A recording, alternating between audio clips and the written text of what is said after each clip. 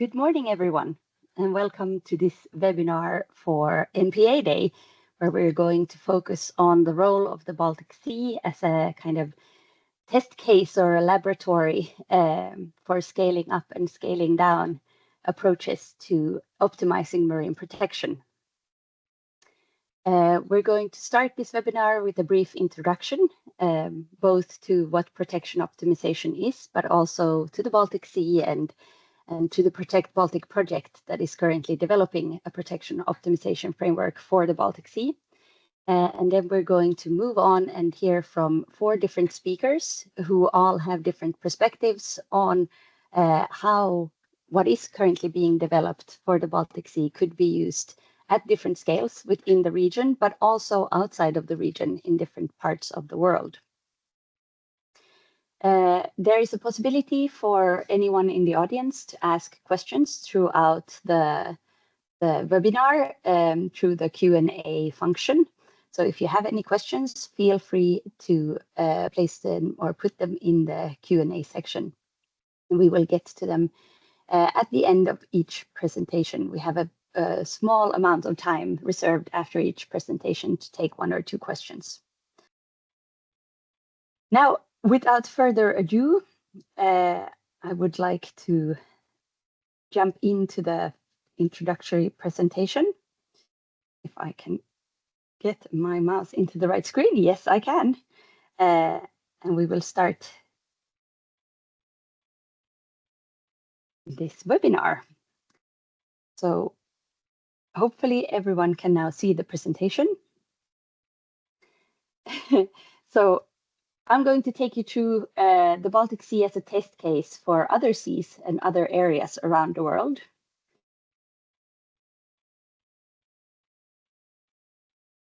And here we go. So the Baltic Sea, while very small compared to many of the seas and the marine regions of the planet, is quite unique in its setup. It's very small, it's young, it has a fragile ecosystem, partly because it is young and many of the niches have not yet been filled. It has really strong gradients across this rather small area, which means that different parts of the sea reflect situations that you can find across a much larger space in other parts of the planet. It is also very heavily affected by what comes from its catchment area, because unlike most seas on the planet, it has a catchment area that is 4 times the size of the actual sea. So whatever happens on land has a direct connection to what we can see reflected in the marine environment. Within this catchment area, there's more than 85 million people living. So again, for a small sea, that's a lot of land inputs that are kind of driven by the heavily populated areas around the Baltic Sea. But it's not just the land area that is heavily used. The Baltic Sea is also one of the most heavily used marine areas on the planet. So there is a very strong dynamic between sea and society in this area.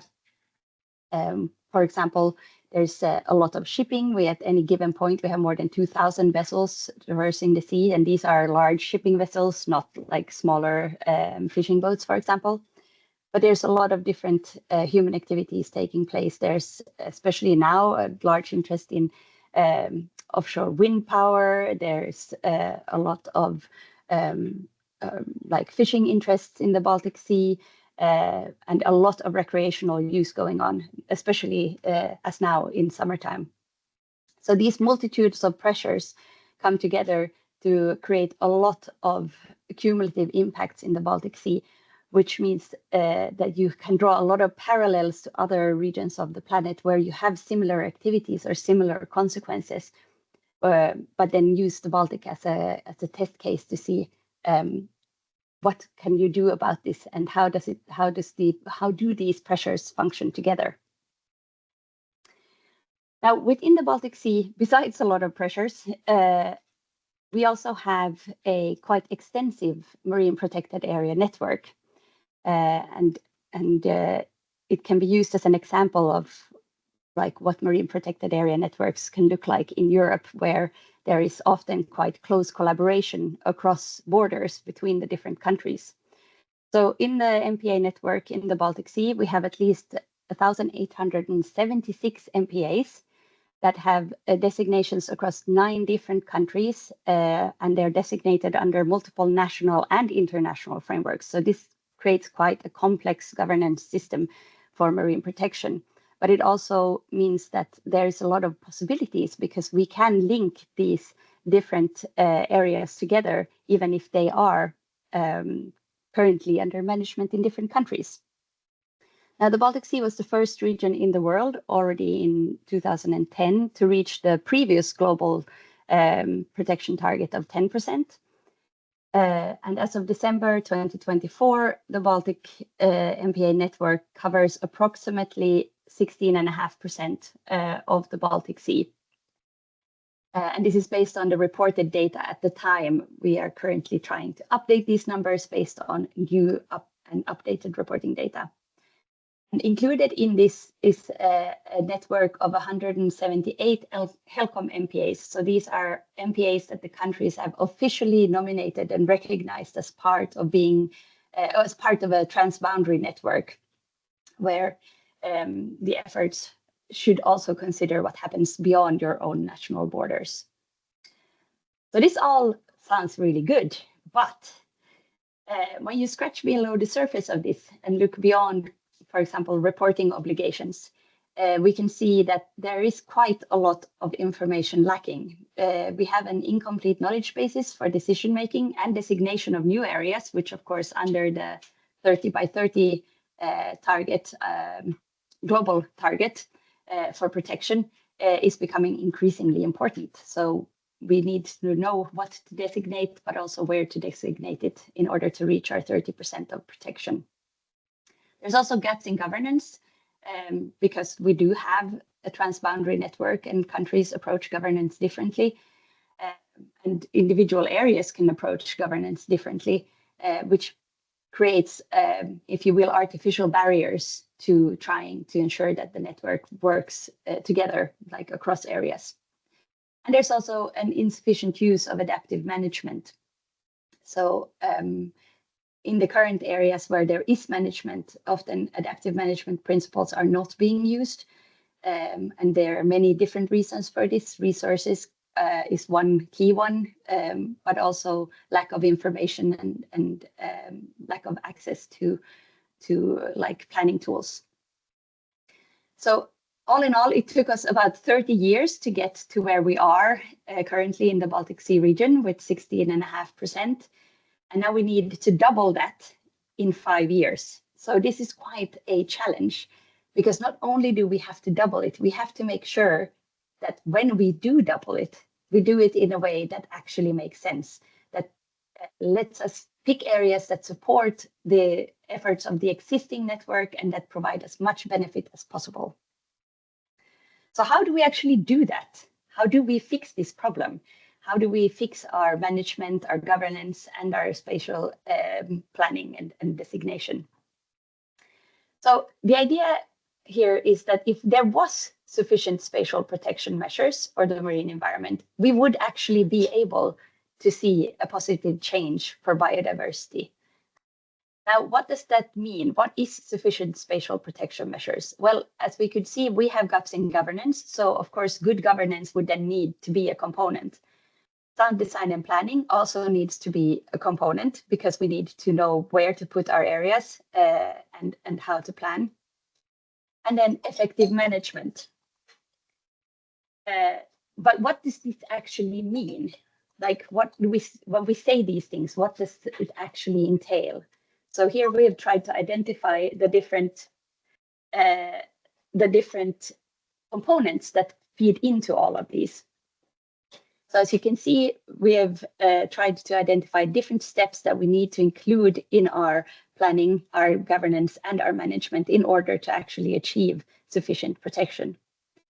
Now, while we do this, we also have to consider that we need to build a sufficient knowledge basis for each one of these light blue boxes, so each one of these components. We also need to develop correct methodology and tools so that when we start to kind of track, for example, progress, or we want to know how to manage within a social and economic context or something like this, we have the tools available to us that lets us take these decisions in a strategic way. And then we need to optimize in order to minimize resource requirements, because this is, at least in the Baltic Sea at the moment, one of the major thresholds. It is too resource intense and too time consuming to run multiple assessments and analyses that would then be very useful to support planning, for example, for protection. So we need to lower that resource threshold. We need to actually execute assessments and analyses at a region-wide scale so that all countries in this region have access to the same kind of information for the region as a whole, not just for their own national waters.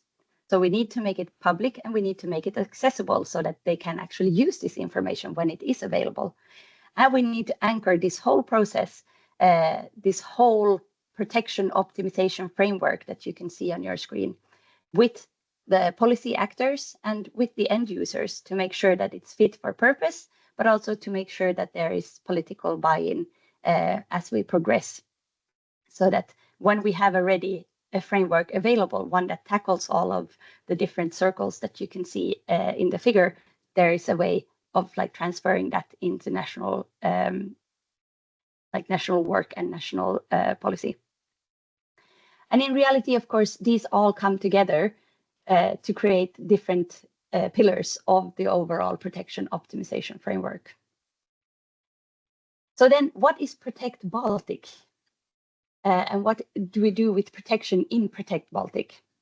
So now we know what a protection optimization framework is, and we realized what we kind of have to put in place in order to operationalize a protection optimization framework. So Protect Baltic is a project that stepped in to try to do this. The countries in this region have come together to make it, to kind of conclude that we're now at a stage where it's too important to make protection work for us not to act on this, and realize that we need to do something about these gaps that have been identified. But it's too difficult to achieve for each country on their own, not just because of resource constrictions, but also because that's not how the Baltic Sea ecosystem works. The ecosystem as a whole doesn't really care what country a certain species is located in. So by working together, we can do this at an ecologically relevant level, which means that it's far more likely that we would actually achieve positive outcomes. And a project such as Protect Baltic makes it both achievable and all the data available. And what you have here in the city center is high catalytic potential, and that's what we're trying to achieve, both with the protection optimization framework and Protect Baltic. So overall, this project will run for 5 years. We have 19 partners from 7 different countries, and we represent science, management, policy, and civil society within the same project. And we have a strong anchoring with the ministries and the governments of the different countries through using HELCOM as the coordinator. And overall, we have about 8.5 million euros to use in these 5 years to try to actually build and operationalize this protection optimization framework. And as you can see in the figure, Protect Baltic is working with this enabling of sufficient spatial protection measures. So essentially making sure that all of the building blocks are in place so that we can build something that would then have positive consequences in the long run. So the intermediate outcome would be that because we have enough measures, human impacts are reduced, and ultimately that would result in positive change for biodiversity. So within this project, this is how we're trying to tackle it.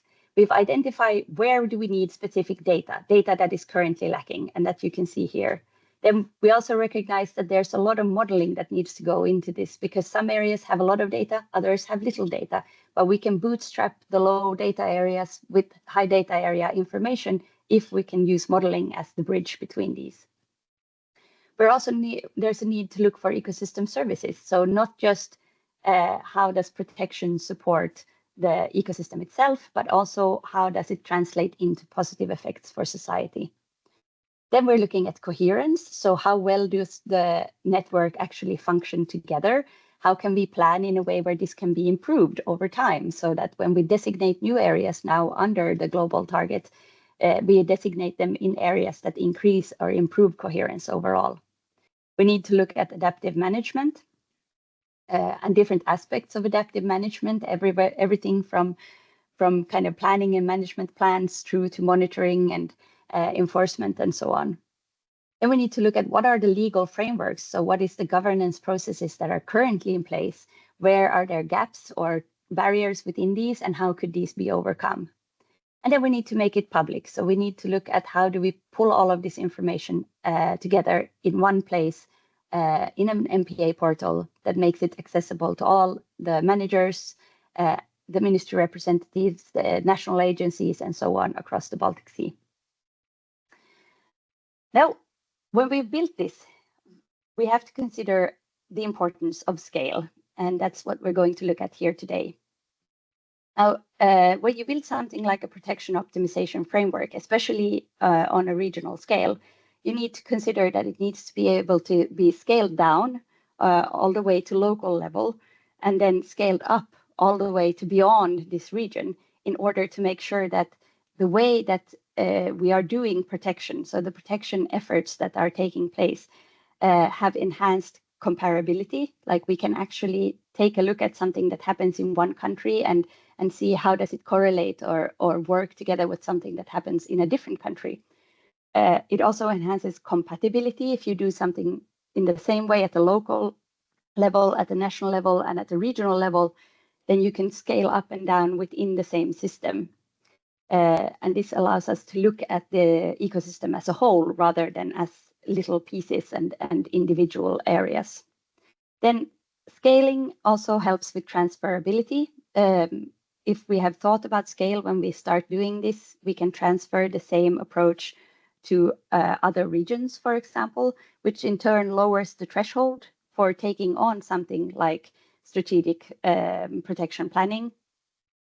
And it also minimizes resource needs, because if somebody has already tried to do it and can make that information and approach available to others, they don't have to reinvent the wheel from scratch. There's still a need to modify for each specific region or area where you're trying to use the protection optimization framework. But overall, you don't have to start like by kind of putting all the pieces together. You already have the pieces, you just have to decide what you want to build with them. And scaling also allows the protection optimization framework components to be put together in a fit for purpose way. So you might on a local level need only or wish to do only certain parts of an analysis, or you want to look at certain pressures or certain species, the ones that occur in your area. So by building the protection optimization framework in a way where it allows for scaling, it allows you to pick the parts that you need and make a fit for purpose approach. Now, when you look at scale, we can go all the way up to global initiatives like the 30 by 30 target, through down to the regional level where transboundary cooperation is a key component, down to the national commitments that the countries have to do, and then all the way down to local implementation. And as you can see from this figure, a lot of focus is often put on the global initiatives, but all of the implementation, the fundamental part of actually achieving a change in the ecosystem, happens at the local level. So the local level is where a lot of the actual change is caused. And this is often kind of lost in translation because overarching global targets get so much attention. And so in order to make the protection optimization framework functional, we need to consider all four of these levels. So in this event today, we're going to look at both scaling down and scaling up. And we will start by having some speakers that look at the scaling down aspect of the framework. And we will start with the Blue Center Gotland and Gunilla Rosqvist, who is a professor of behavioral ecology and project leader of the Blue Center Gotland. And Blue Center Gotland is a collaboration between Uppsala University, the region of Gotland, and the County Administration Board of Gotland. And they focus on both water-related issues, but both from land and sea. Gunilla also serves as head of the AR research station on Gotland, and her research primarily explores fish behavior and how environmental changes impact aquatic animals, and contributes to a broader understanding of the general ecosystem responses to human and climate-driven pressures in the marine environment. Then Vita Gadauske, who represents the State Services for Protected Areas, which is under the Ministry of Environment in Lithuania, will share with us kind of a national perspective. So how could you scale down what is currently a regional protection optimization framework approach to the national level? And Vita is a marine protection expert and is also a partner in the Protect Baltic project. And she contributes to national marine policy, including the nature restoration law, which of course in Europe is a very current topic. She's a PhD candidate in physical geography that she has received from Klaipeda University, where she also holds a master in oceanography and has trained in ocean governance. Vita assesses environmental impact assessments and works to bridge science, policy, and practices in marine protection specifically. She's also a passionate diver and a free diver, and she engages in Mediterranean cleanups and wildlife rescues when she's not in the Baltic Sea. And she works through both advocacy and hands-on work to try to protect marine ecosystems and raise awareness of ocean health and biodiversity. And then once we have had a look together with Gunilla and Vita at scaling down, we will be moving on to looking at how can we use the same approach to scale it up. And here we have Oliver Wilson, who works for Blue Mission AA, but also works at the Marine Institute in Ireland. So Oliver is the program manager for Blue Mission AA, and he leads the governance and implementation work for the Atlantic and the Arctic regions. He also supports the Atlantic Strategy, Pillar 4, which is Healthy Oceans and Resilient Coasts, and works to promote effective governance, stakeholder collaboration, and a pragmatic and future-focused set of solutions. Originally from the UK, Oliver began his career as a marine environmental consultant at the Marine Resource Assessment Group, a UK-based firm that specializes in sustainable aquatic resource management. But from 2011, he worked in New Zealand in research and policy roles across government and industry, and most recently, he was director at Sustainable Horizons, advising on sustainable fisheries and resilient marine ecosystems. And he will be looking at how can we take what we are currently doing in the Baltic Sea and move it to other regions than primarily the Atlantic and the Arctic, and where can this, like these other regions, see potential in what we're currently trying to develop for the Baltic. And then our last speaker for today will be Jenny Hertzman, who works for the Swedish Agency for Marine and Water Management. And she began her marine conservation journey in 2008 by creating Sweden's first snorkeling trail park to spark public interest in life below water. And she now works as an expert in the International Development Unit.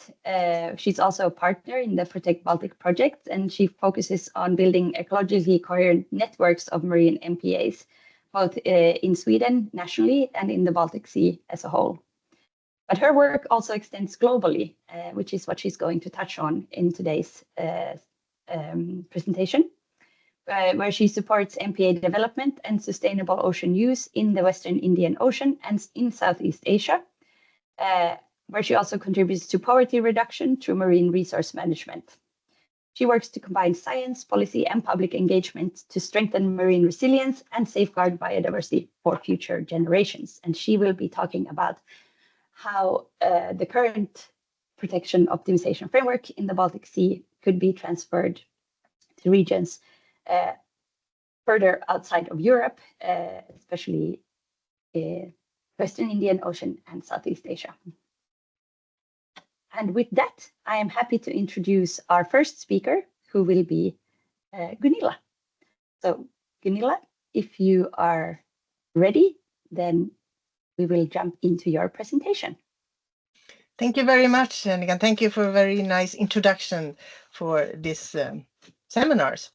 Yeah, what I like to do, if I can have the first slide, please.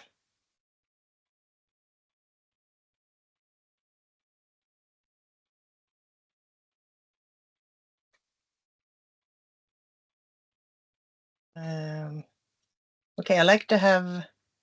Okay, fine. Yes, so I like to welcome you to Gotland. Gotland is a limestone island. It sits between southeast Sweden and Latvia, and it's surrounded by the Baltic Sea. So next slide. Oh, actually, this is probably, I'm not sure. Okay, we'll do that in one. That's fine. So I'm at the Blue Center. The Blue Center was created as a collaboration between Uppsala University and the region of Gotland and the County Administration Board of Gotland to deal with questions around water in a broad sense. I think that is the strength we have on Gotland, because we have all the boards on the same house, so to speak, so we can easily talk to each other. And it also deals with a lot of the environment questions. So I think that is a very good thing that we have created on the island. That helps a lot. So just to introduce you a little bit more to Gotland, I'd like to show you a little video.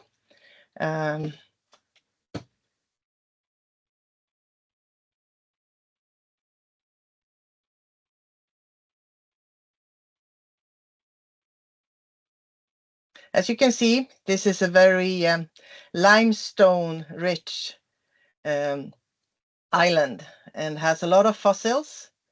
It's actually more similar to the east of the Baltic than it is to the rest of Sweden. We usually say that Gotland is a place where we have Sweden is a miniature, and sometimes even the world in a miniature, because we have all the challenges, but also all the possibilities on the island when it comes to what we can do and what we need to do. So these are all the fossils, and as you can see, it's a very beautiful island. Next slide, please. As we already been told, the Baltic Sea is very special. It's young. It's very young. It's only like 3,000 years old, and it's both freshwater and seawater species, which is both challenge, but it's also something unique, and it's a very characteristic for the Baltic Sea. So if I have the next slide, please.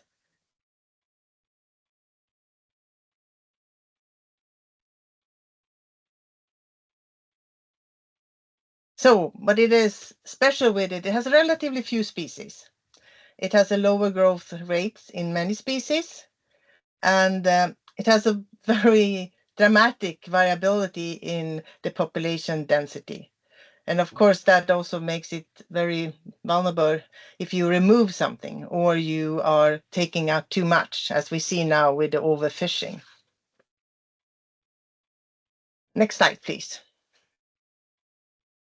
What we also have, which is a very strong thing to have for the island, is that we have a research station, which has a very strategical place.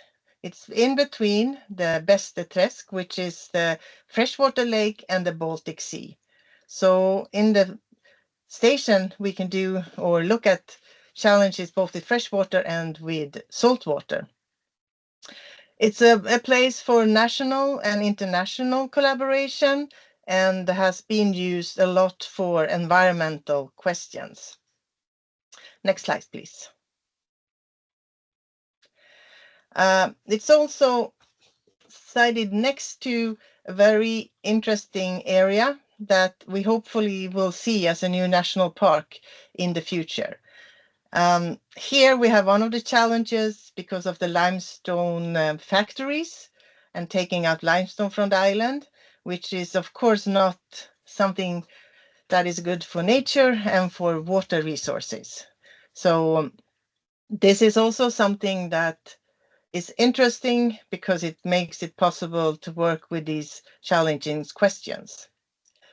The park is supposed to be from land to the sea.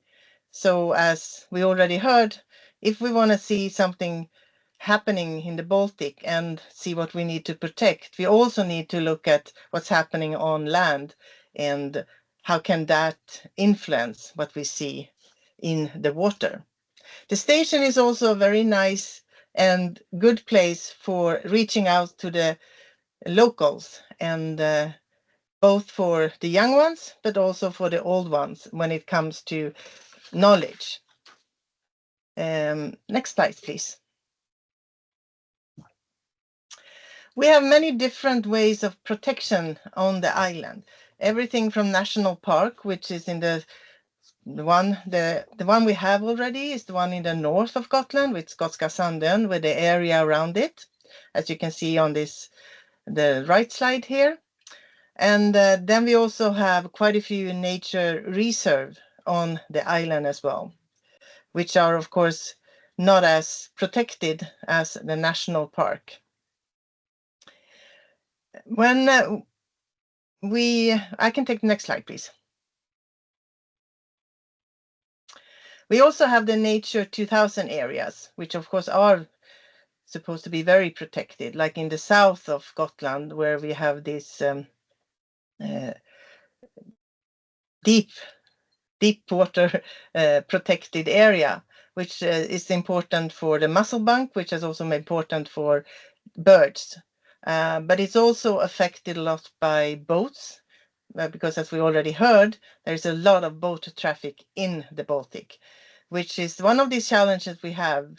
So what can we protect and where should we protect and where should we avoid boat traffic? So we also in the Baltic have one of the very endangered species, which is the Baltic porpoises. And that is one we also need to know more knowledge about. So when as we heard also before now, that something that is important is to know more about the Baltic. What does it look like? Where are the species? And what do we need to have together to be able with areas that actually where they can have all their life stages. And I think that is one thing that is really important to understand. Where are all the life stages for the different species that we have in the Baltic? So next slide, please. One thing I forgot to say was that we also have the marine reserve that we want to have new ones. And what we try to do there is to work together with, for instance, the fishermen. And I think that has been a successful thing on the island at the moment, because what happened is that we can use their knowledge and especially if there are areas that maybe the fish is not in the threatened zone, they can also help to be like our guards, like in national park. When you have guards, the fishermen will be the one that actually are looking in, see what's happening, can report, and they can also be the one taking samples for us when it comes to different kind of species and knowledge about how the fish situation looks like.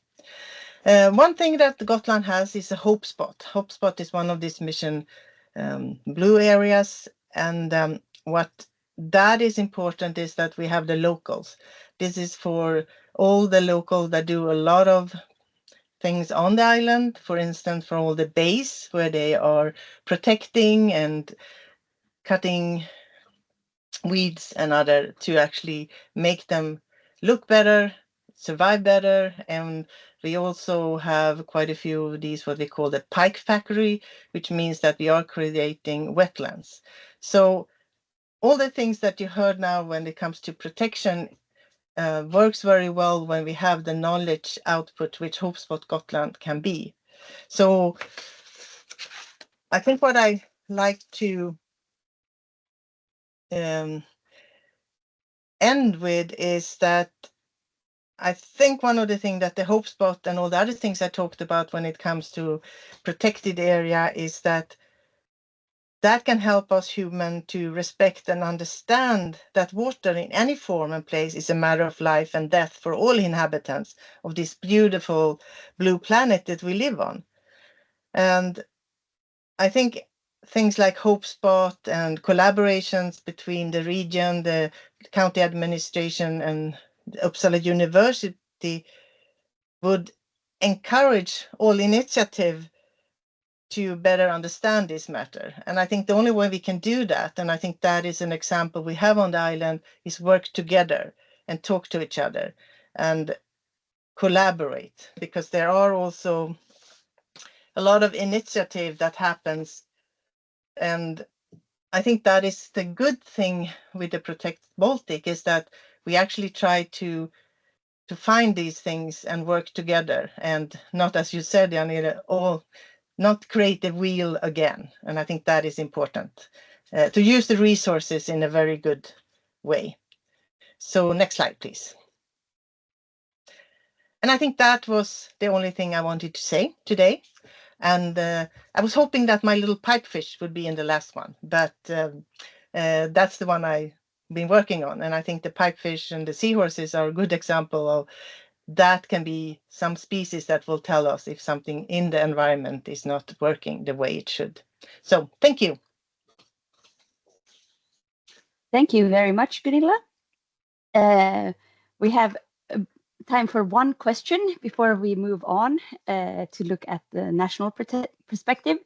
So you provided us with a very good and very interesting kind of perspective of what it means with the local approach to protection. You are faced with a situation where you have many different areas and many different types of areas. You have to work with your stakeholders, so the residents and the users of those areas, to try to find ways forward that actually enables protection. So with these many different types of areas that you have in Gotland, how has Gotland and the county administrative board of Gotland worked to look at these areas as a network? So not individual areas only, but how different areas might be able to support each other. And if they haven't, do you have any kind of information or insight into why has it not been done? What has been the barriers to doing this? I think it has been done quite a lot on Gotland, because they've done quite a lot of investigations and monitoring around the island. And I think that is a good start. And together with Uppsala University, they are now looking into areas that are important, like mostly the shallow groundwater areas with eelgrass and other, and see where are important parts, where are we lacking them, and is there a reason why they are lacking, or is there a possibility that we can actually do something about that? We do have a challenge on the island because of military, and they have become very protected. So we are not allowed to be all around the island any longer. So that is a challenge, but we're working on that as well, to be able to actually continuing the monitoring. And I think one of the reasons why we haven't done as much as we want is, of course, that government money has been limited and has been cut. So that is a problem for monitoring in general at the moment, yes. Okay, thank you very much. Now we will move on from this kind of local perspective to a national perspective. And our next speaker is Vita. Hello all. Can you hear me loud and clear? Yes, we can. Okay, thank you. Thank you, Gunilla, for such an interesting presentation. Looking forward to visit this place. And thank you, Janika, for such a nice presentation of me. Now I don't need to repeat myself the long title of my institution. So the only thing what I want to mention that our institution is responsible for all the protected areas in Lithuania, in the sea and on the land. So next slide, please. So as you can see, Lithuania has a really short coastline, and we have the shortest coastline, around 90 kilometers of the Baltic Sea. So as you can imagine, we have quite a lack of maritime identity in our country, because our people, Lithuanians, do not have very personal experience with the sea. It's more common, going one time in the summer, maybe jumping into the water, maybe it's too cold, so no. And we have a lack of traditions through the generations. And so it's a lack of community involvement and interest in the sea and the issues with the sea. And at the same time, it's such a small area, we have a lot of interest from the different ministries and a lot of things going on in a very small place. So, for example, if environmental protection is under the Ministry of Environment, but at the same time, permits of fisheries and aquaculture comes from Ministry of Agriculture. And as you can imagine, those different ministries doesn't have the same approach, especially about the protection. So most of the time we find ourselves in the lack of enforcement and lack of funding. Next slide, please. And with the lack of funding, we also have following other issues like education and public awareness, lack of specialist tools, and it goes to the second quite a challenge with the monitoring and informed decisions. Even as you can see in the picture, we have like 8 marine protected areas in offshore on the coastline and in our Curonian lagoon and in the biggest river delta. But still, all those issues and challenges have mentioned before, we facing, no visible results, no support again. So it's quite a closed loop. We are circle around. Next slide, please. But this is where the Protect Baltic steps in for us, and it was a huge step. We are very happy to join this project, and I will tell you why. So next slide, please. In the last year, for the first time, we have assessed the condition of our reefs and set the conservation targets. The next step will be the monitoring program, and we will start to do the monitoring of our reefs, which is Natura 2000 territory. But still, we are missing the bigger map, as I mentioned before, we have some lack of data and lack of funding and lack of specialists. But this collaboration with other partners, when we are sharing all the data we have and putting in one place for everyone could use, so we can see a bigger picture. So especially it's important to see in the future scenarios when we are planning for other areas with the strict protection. And it's also covering and most cost effective, because even those models are not very accurate, but it's still better than nothing, and we can understand what is happening around us. We are not anymore closed in our area. Next slide, please. The second thing, our directorates managers, like real MPA managers who are working in the field, so they are for example, counting birds, reporting to us. Then we are finalizing the reports and sending to EU Commission, and reporting all those trends going up or going down. But we have never assessed management effectiveness itself. So it means we never thought if, not looking just in the species and their trends, but we never tried to assess what is missing. Maybe our management tools are not working. Maybe we need to change something. So our specialist has already tried the pilot version of the management effectiveness assessment tool. And we are really looking forward to get the final result and use it for our daily basis, and to start to do adaptive management based on real-time insights. Next slide, please. The other interesting thing about Lithuania, even we are small, but I am proud to say that we have, we just counted like 1 month ago, we have from 29, based on different calculation, we have from 29 to 34% of marine protected areas. So we already reached the target 30 by 30, and we can be proud of us. But the one thing is still missing. We don't have 10% strict protection zones, and it's quite a challenge for us. As I mentioned before, we have a different ministries, different stakeholders in a very small area. And to find that 10%, it is a challenge now, and it will be in the future.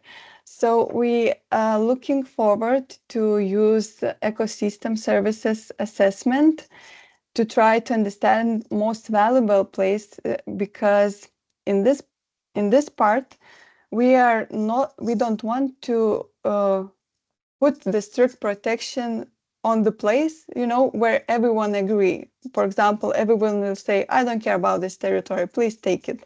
We want to put it in the right place, so in most valuable place for the nature.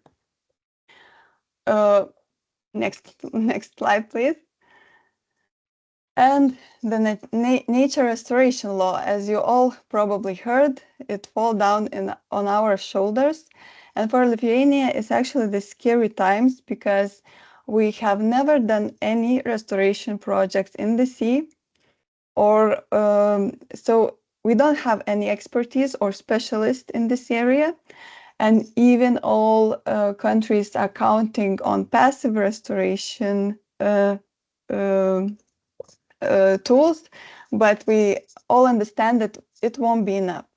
So together with all the partners who are more experienced in this area, we are creating the restoration toolbox and guidance, and we will be happy to use the toolbox and to learn from others who already did that, who have the experience, who can share the knowledge. Because as you know, nature restoration, especially in the sea, it's very expensive. So it's something you don't want to experiment a lot. You want to have it effective and on the right time. So we are really looking forward to use this toolbox, and we hope to share the knowledge with all the partners. And I think it will be very important for us.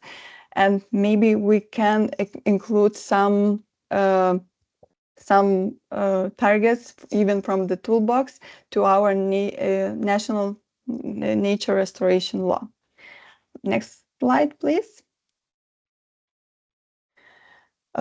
Yes, and the frameworks and policies. So in the last year, we tried to run through all the frameworks and policies related to marine protected areas and its protection. And it was quite, and it still is a difficult job to do, because our policy, especially for marine protection, is not very straightforward. It's very fragmented, and we find out that all those fragments are losing the enforcement. Some connections are lost in between the papers and lines. So at the moment, we also hope to, in all the discussion with the partners, and to see their experience and to get their knowledge and to adapt to ourselves, and finally, hopefully, to make all the policies work for marine protection areas. Next slide, please. And I think the last and most important thing, that when we joined project Protect Baltic, the biggest step for us was to create the place for marine protected area specialists, because as I already told before, it was everything about the land and forest, and marine areas was left somewhere aside, going somehow on their own. But for the first time, our institution has recruited specialists to work on marine protected areas and marine issues. So we are strengthening our knowledge, presenting in ministries, conferences, engaging with the public, and most importantly, we are bringing experts together to collaborate. And from my own perspective, I joined this project and like 1 year ago, and I thought, okay, if I don't know something, I can discuss to find the answers, in our institution. But I find out that in Lithuania, it's not so easy to find someone to talk about marine issues, because there was not so many experts to raise the questions on the right time or to care about it. And I think in the last years, we together with my colleague, we started, to run all the policies, frameworks, checking what is written, what is missing, collecting all the information, checking where the some gaps are, calculating even the percents and so on and so far. And I think it was most important thing to start work with it and to find the partners in the Protect Baltic. And and today we are celebrating first time in Lithuania marine protected areas.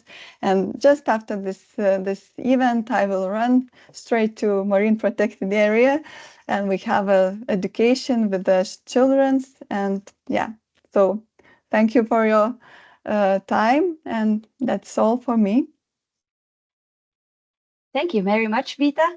I think your presentation really shows that on both a national and a regional level, a lot of the challenges that we're facing, or the barriers that we're facing with regards to protection, are very similar.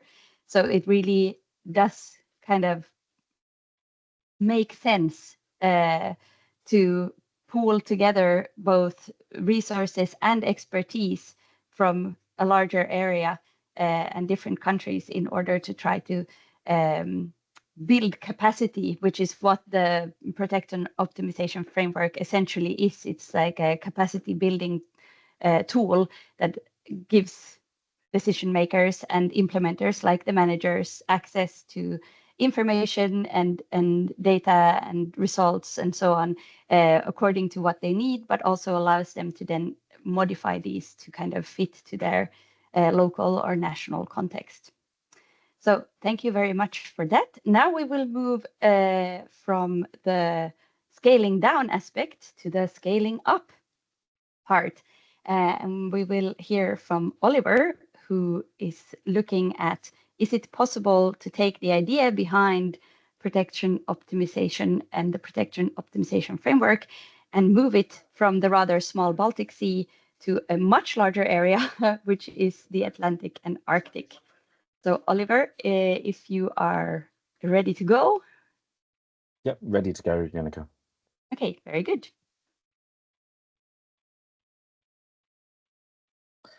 Firstly, thank you very much for the opportunity to talk to you all today. And thank you for the very kind introduction, Yannicka.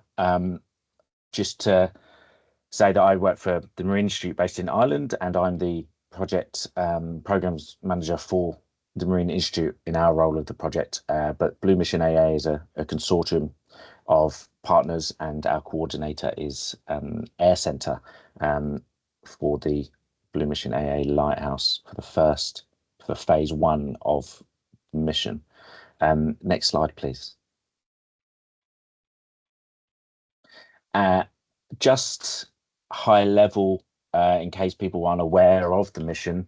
The mission ocean is a concept that comes out of the grand challenges we have and the Sustainable Development Goals, UN Sustainable Development Goals, and the EU took an approach of a new way to create concrete solutions to some of these greatest challenges. So they took a mission-orientated innovation approach, with clear targeted missions, and so that's what developed the EU missions from the Sustainable Development Goals. Then from that, they established specific mission projects, and then they took a regional or lighthouse sea basin approach to tackle that. And so our specific under the mission Atlantic and Arctic, our specific is the restoration of our oceans and waters.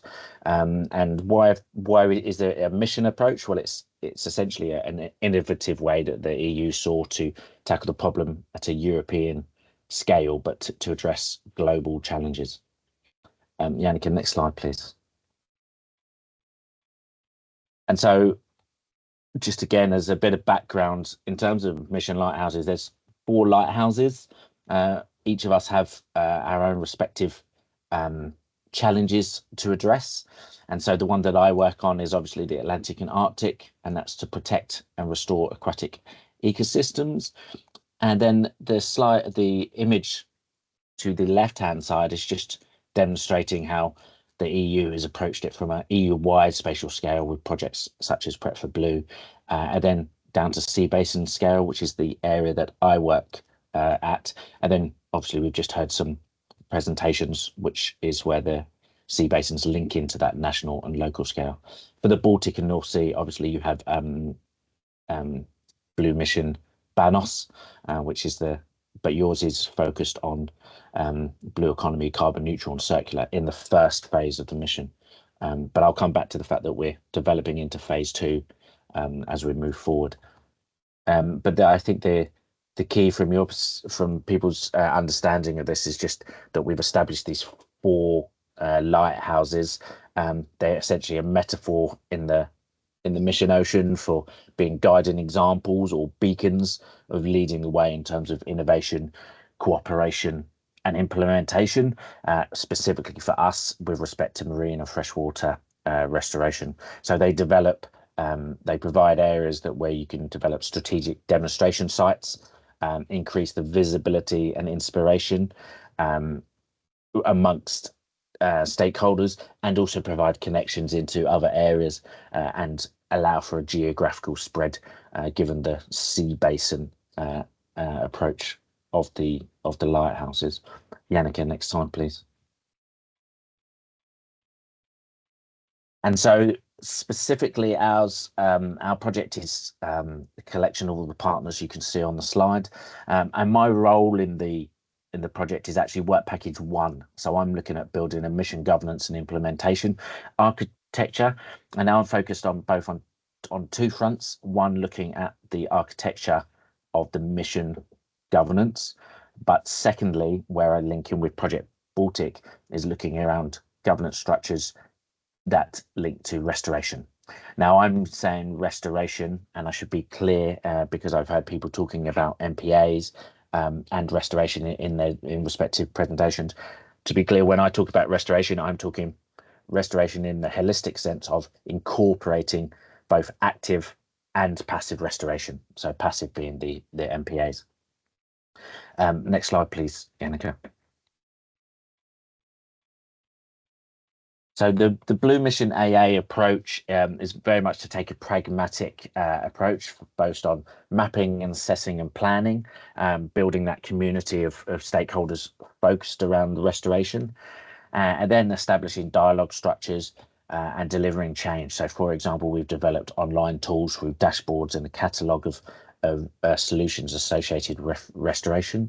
And then the key from our perspective is to then enable us to have an innovation ecosystem that enables replication and scaling up. So to link to the earlier presentations, it would be to take those examples of local innovation and national issues, drivers and barriers that we heard about in the last presentation, and to build a community where we can together work to address these drivers and barriers. So we're focusing on sharing expertise, capacity and capability, as well as knowledge. Next slide, please, Yannicka. And so to do this, under my particular work package, we're very much focusing on the governance side of things. So we're pulling in all of the information from the other work packages as well. But the methodology we've conducted a baseline study of all the legal frameworks and authorities across the Atlantic and Arctic, which again has synergies with what you're doing in Project Baltic.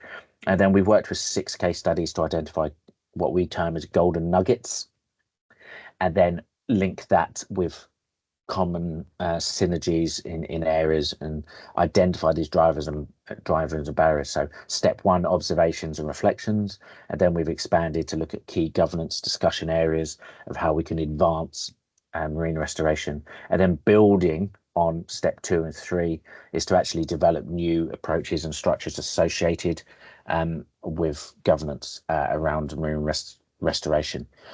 Next slide, please, Janica.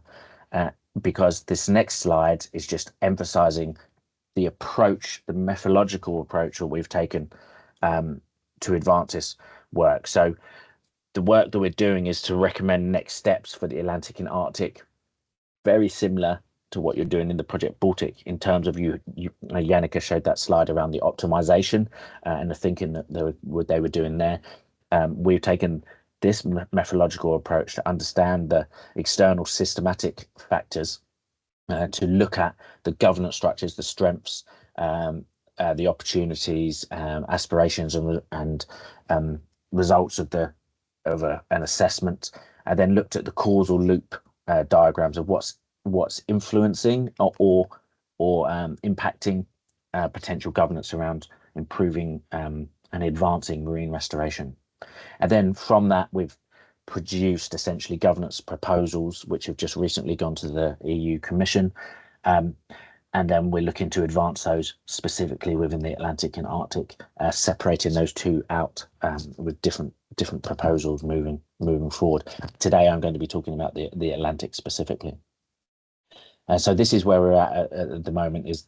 We've just finished our kind of deliverables, and now we're promoting what we see as the next steps for governance proposals around restoration, which is where we fit in, I think, very nicely with what Project Baltic is doing in terms of the big picture work. So Janica, next slide, please.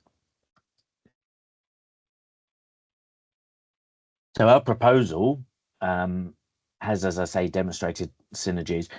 I won't dwell too much on the problem definition because they're problems that have just been discussed in different contexts.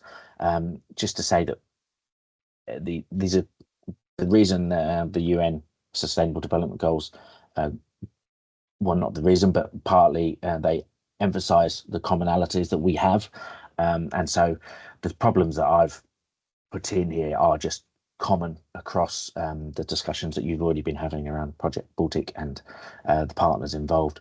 Our proposed solution is we propose an impact focus, actually a strategic vision shift from political to ecosystem based boundaries within regional frameworks, and an impact driven approach. So the principles of our proposal is that they're impact driven, adaptive protection based on real-time ecosystem data, so directly addressing the problems, to provide conflict resolution through biodiversity evaluation and integrated assessment.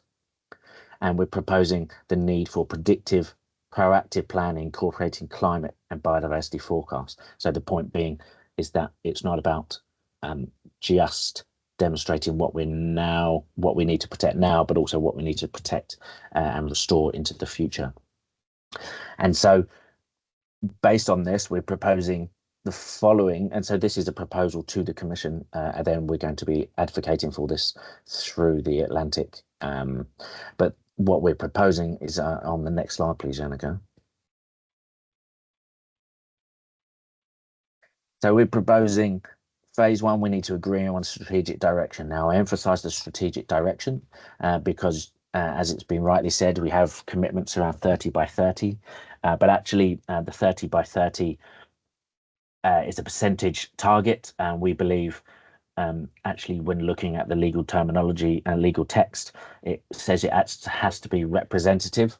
It has to be representative, and it has to be a coherent network, and linking in with the nature restoration law, we think there needs to be a clear strategic direction with the linkage between MPA legislation and the nature restoration law legislation.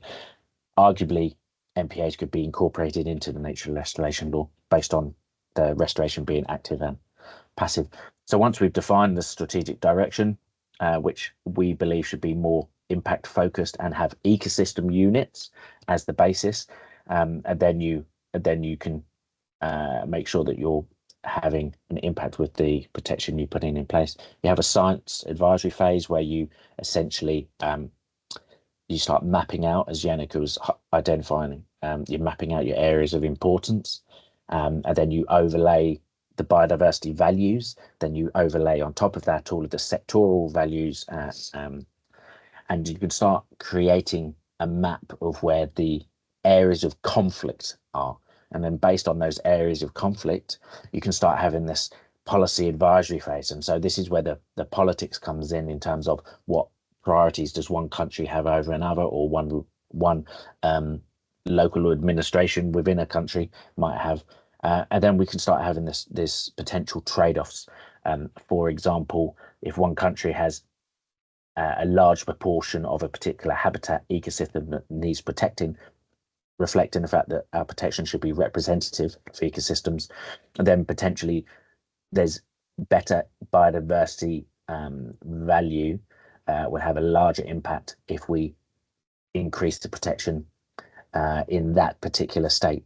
But if they do that, then there's potentially some trade-offs required in terms of obligations from other states on other ecosystems to ensure that there is a fair and equitable protection of ecosystems across the Atlantic in this kind of framework. And then that's the decision phase. Phase two is essentially trade-offs in terms of getting the best impact for the areas that we protect based on ecosystem units, of which then the key being that we are not impacting on state sovereignty, but we are saying at a regional level, this is how we can have the most impact, and then it's then up to the states to then implement that at a state level. This, from a big picture perspective, is what you are attempting to do through Project Baltic, and you're probably a little bit further down the optimization process than we are in the Atlantic.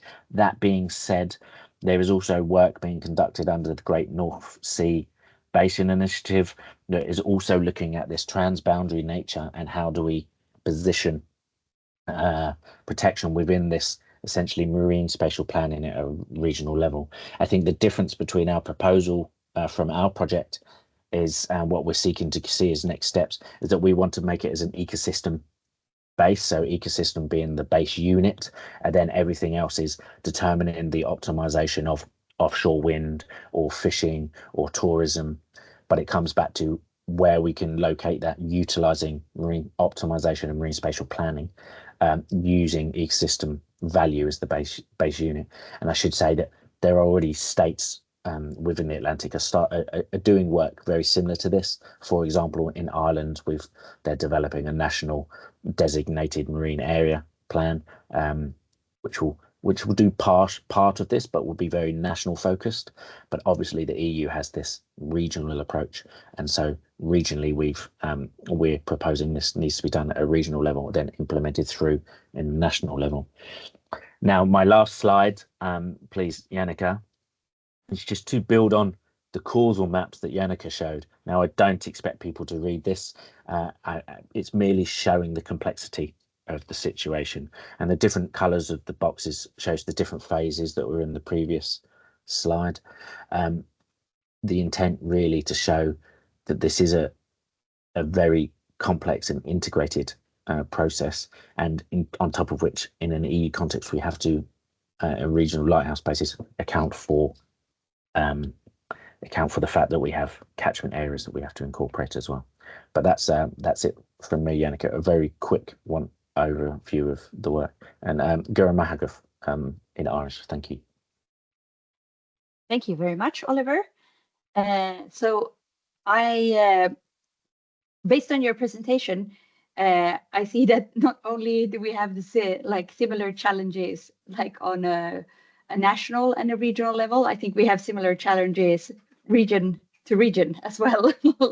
Like we are all struggling with a lot of legacy issues from like how conservation has been done in the past, and like also kind of the approach or the relationship between sea and society through time, that we now have to kind of find ways to either work around or then entirely shift our approach to how to work with protection. Like, what should we protect? Where should we protect it? What should we protect it from?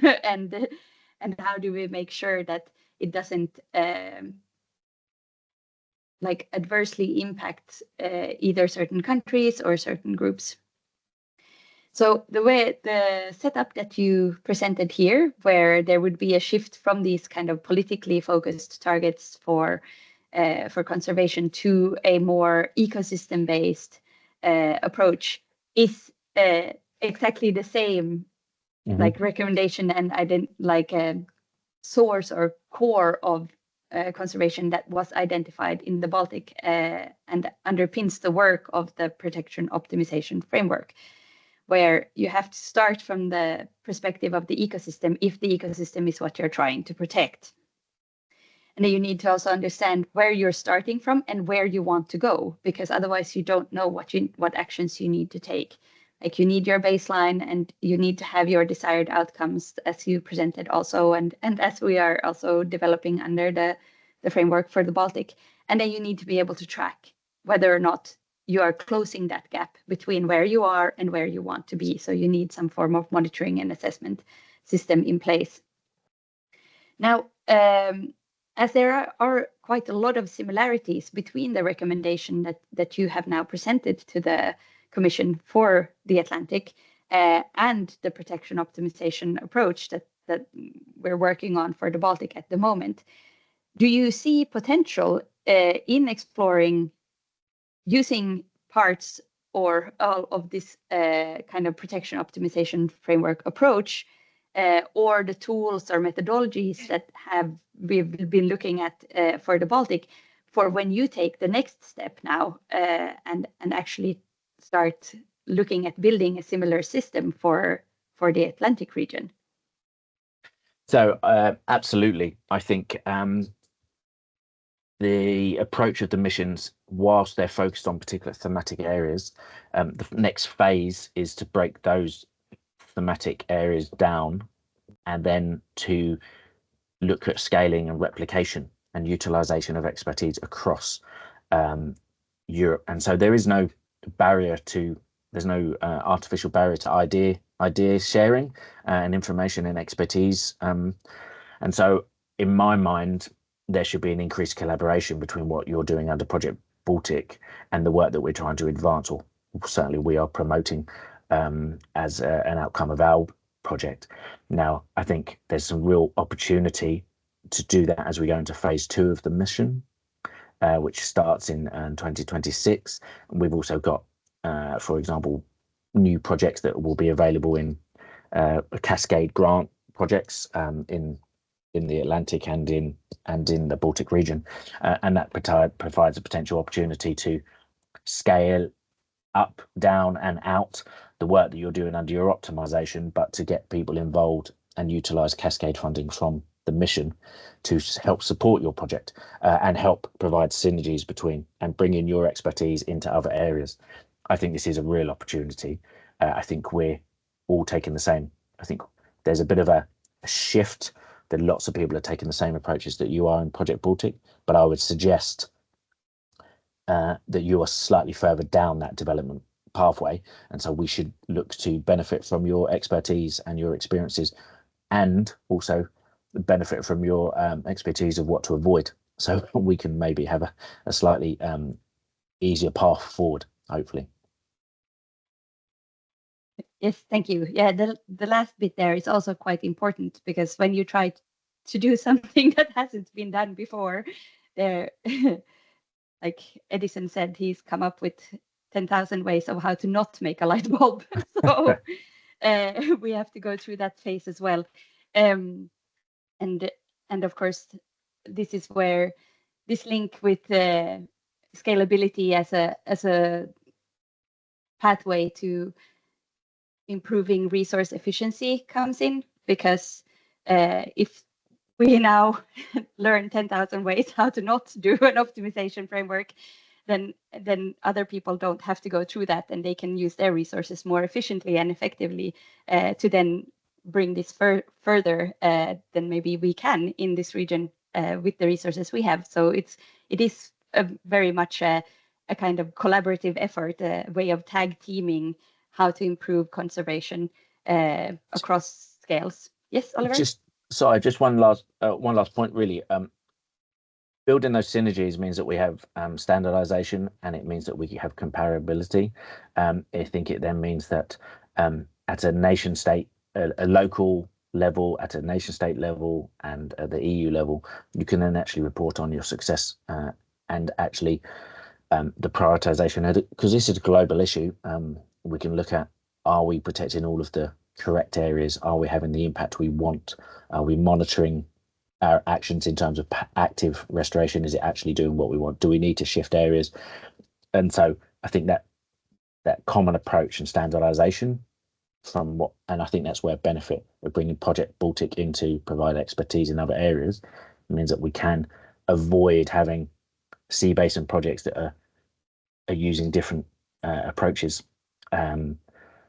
It means that we should have the same core approach, but it will obviously have to be tweaked for the respective sea basins. But we do need a level of comparability in my view, especially the Commission. It would assist them from when they're talking as an EU-wide perspective. Hey, thank you very much. Thank you very much for your time. Yeah. Now Jenny will take us out of Europe entirely and share some experiences and plans for how protection optimization approach might be useful and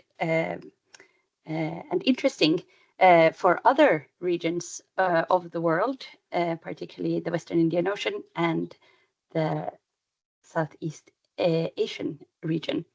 So Jenny, are you ready? I'm ready. Thank you. Can Very you hear good. me good? Yes, we Perfect. can. Perfect. Excellent.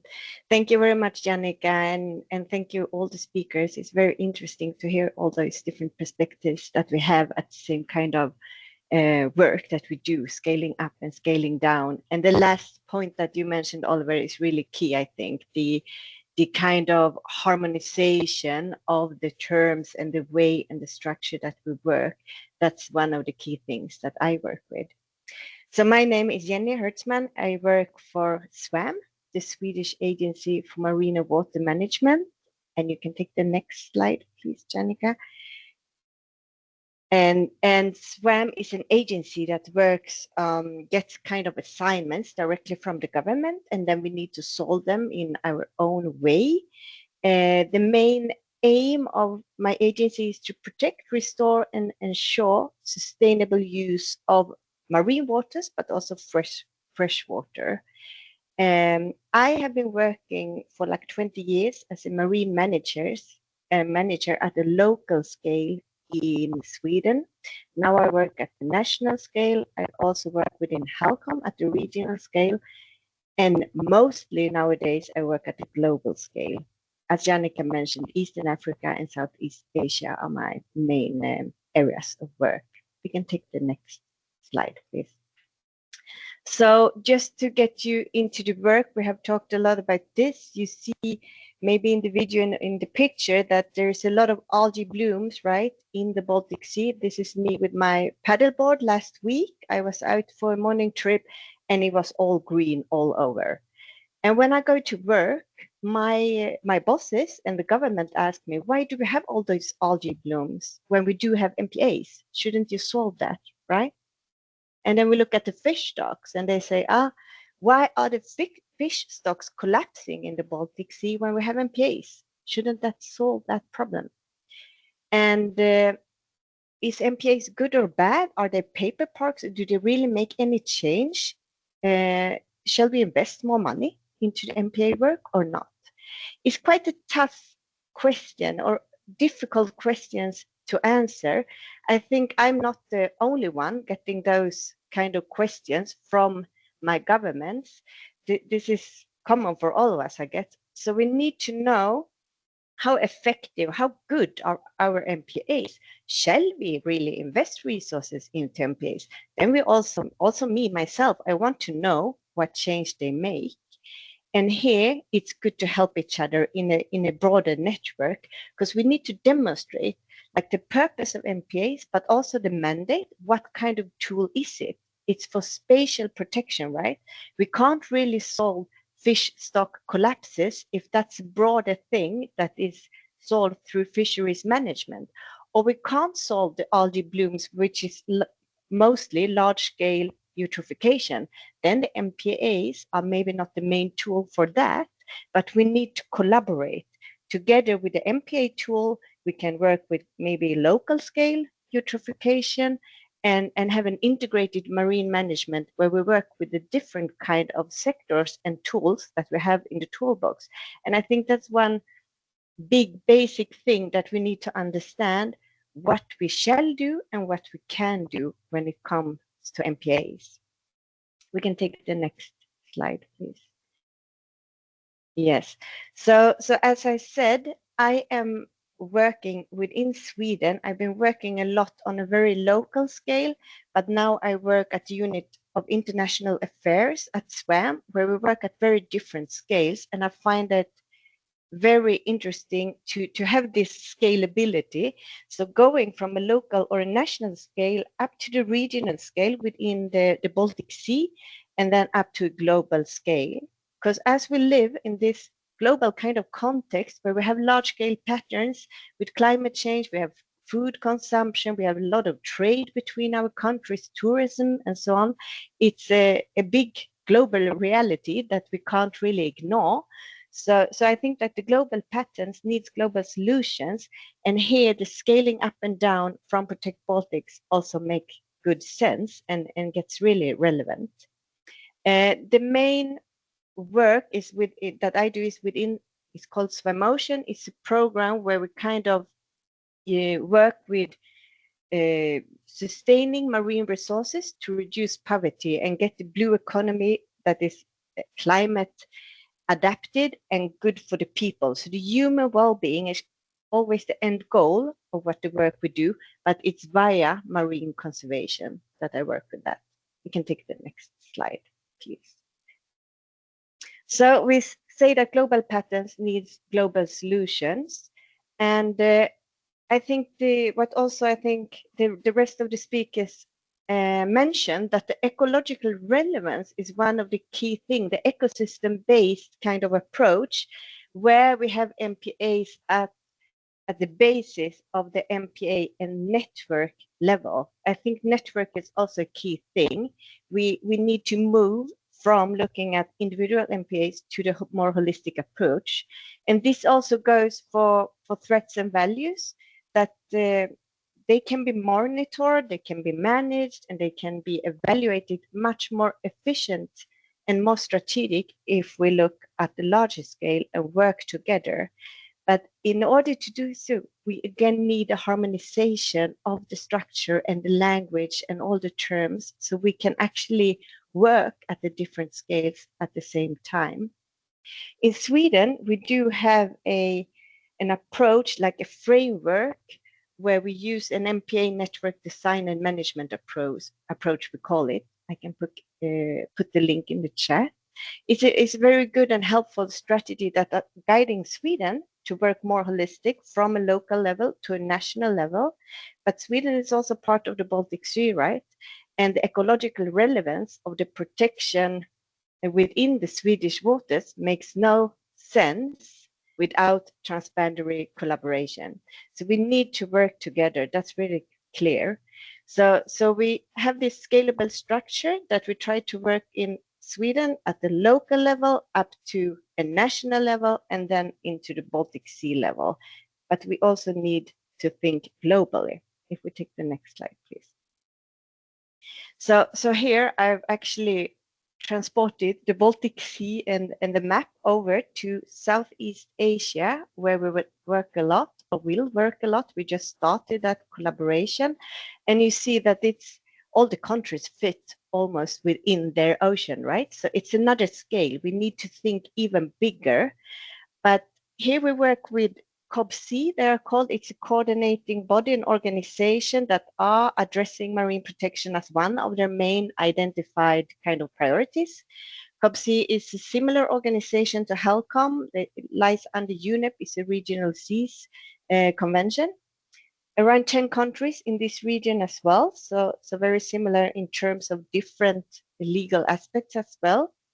And here I think the Protect Baltic approach is really good to have as an inspiration that we can kind of, as the others talked about as well, to inspire and help a new region to not fall into the same failures maybe that we are bumping into, and try to develop the Protect Baltic framework even further. So you kind of help getting development that we can take back to Protect Baltic, take back to Sweden, but also help inspire and give inspiration and development for those countries in Southeast Asia that are very well advanced in their MPA work. They're really good in working at this, but not so much in a network level crossing country borders.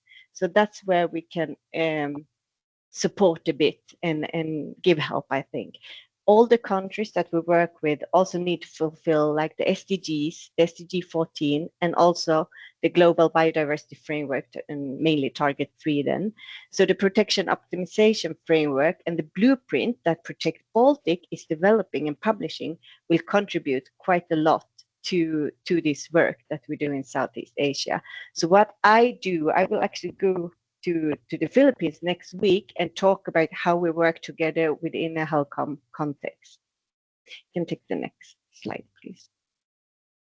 So there are, of course, a lot of challenges and some benefits. I just picked a few here, but in this region, as in many regions, there are a lot of geopolitical issues. And here, I think one of the benefits that we can work with is that we look from an ecosystem-based baseline or an ecological relevance. We don't start the work from country borders. We can look at what kind of values, conservation values do we have, and what do they need, instead of thinking of what tools do we have and how do we work? What is the biology needing? One challenge, but also key point, is the coordination. I think it's difficult to get a really solid and very qualified coordination of the work. That's a challenge to get that in place. And here I think it's also a key success factor to have HELCOM, the secretariat, kind of keeping us together, all those 10 countries around around the Baltic Sea, to really do this work. It's difficult for one country, for example, Sweden, to coordinate other countries. So it's very good to have this body that we all together belong to, and that can drive the work.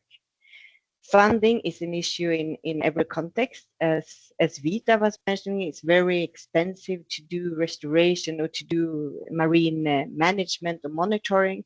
So you need to work together to make that more effective. So I think the benefits, having this common roadmap, common framework, common goal that we really set up together, all the countries can contribute, and we can also share our expertise in the different countries.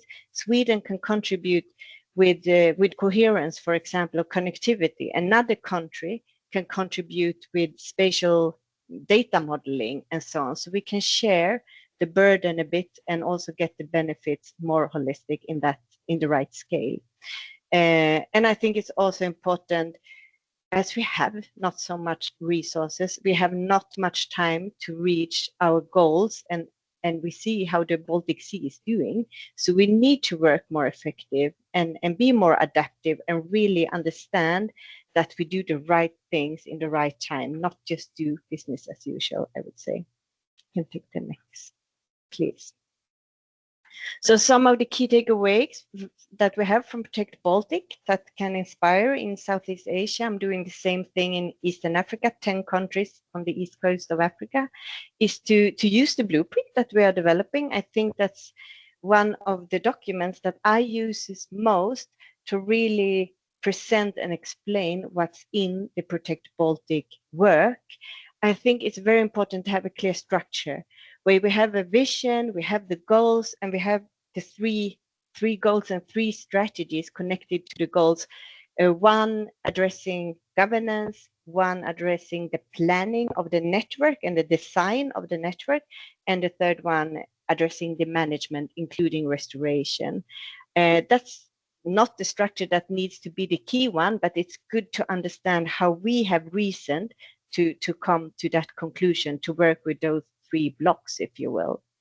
I don't think you mentioned that, Jenica, but we also build up the whole project on kind of building blocks. So we have kind of ecosystem components that we build the whole network on. And those components can also be used in other processes. So if you do quite a heavy work like this together, it's very smart to think that you can use it for other kind of tasks or analysis that you will need in the future, so you don't have to redo all the work again. And already mentioned, but also the adaptive management approach, that is one of my also key things that I think it's important. We live in a world that is changing all the time, very quick, and we can't afford to just stay in our fixed structures all the time. We need to understand if we do the right things, and if there is a lot of climate change coming, or if there is a pandemic coming, we need to react to that and react with our strategies to manage the best way we can the resources that we have in order to not deplete them completely. So I think the adaptiveness is very important. Okay, I can take the next one, please. So this is my last slide, and this is the vision that we have within Protect Baltic and the HELCOM work in general, that we want a healthy Baltic Sea environment with diverse biological components functioning in balance, resulting in a good ecological status and supporting a wide range of sustainable economic and social activities. I mean, this is a nice vision, I think, and it includes everything. And if you take the next one, you can kind of easily take away the Baltic Sea and put one individual MPA if you want. You can put Southeast Asia region if you want. You could probably put Ireland there or Gotland there if you would like to, or Eastern Africa. So I think looking at the work that we do, we kind of want to go to the same vision and goals, all of us, and we need to help each other to work with a system that we can compare each other. It's interesting for us to support the other regions that might not have as much data and competence in certain areas that we do, and also get back a lot of work that, for example, Africa and Asia are working on with the community-based issues and gender-based issues, that we can also help each other out to support even more. I see time is running, but this is my last slide, so I will stop here and say thank you very much. If there are time for any question, I'm sure we are a bit over time, I think. Yes, thank you, Andy. Yes, we are 4 minutes over time. So I will cut the webinar here, but I would say thank you very much. And I think your last point there, that the same way that we can pool resources and learn from each other across borders within the Baltic Sea region or within Europe, we can also do so on a global level, where we all, different regions and different countries, have focused on different areas of expertise when it comes to conservation, and also had their Edison light bulb moments where they have learned through trial and error and can teach others how to not make the same mistakes. So while scalability for the protection optimization framework up to other regions is, of course, something that we would like to see as the people who are working very intensely on developing this. It comes back to us as well. We want to learn what other regions have struggled with and how they have solved it, so that we can incorporate this into the protection optimization framework, and build a framework that is as robust and as adaptable as possible, so that once we have it in place, even though we do need to go back and always review and see, is it still fit for purpose, it's a tool that we hope will be supporting work within this region and maybe other regions also for quite a long time in the future. So I would like to say thank you to all of our speakers and to everyone taking part in this webinar. And if there is anyone who has been listening in and who is interested in hearing more or being in contact with any of the speakers or learning more about the protection optimization framework, then you are more than welcome to contact the HELCOM Secretariat. And we are happy to relay any questions and requests for information to the right people, both within the Protect Baltic project, but also outside of the Baltic Sea region. So I would like to say thank you very much to all of you, and have an excellent MPA day. Take the chance to go out and explore your MPAs in person. Thank you very much. Thank you so much, guys. Thank you very much, everyone. Thank you very much.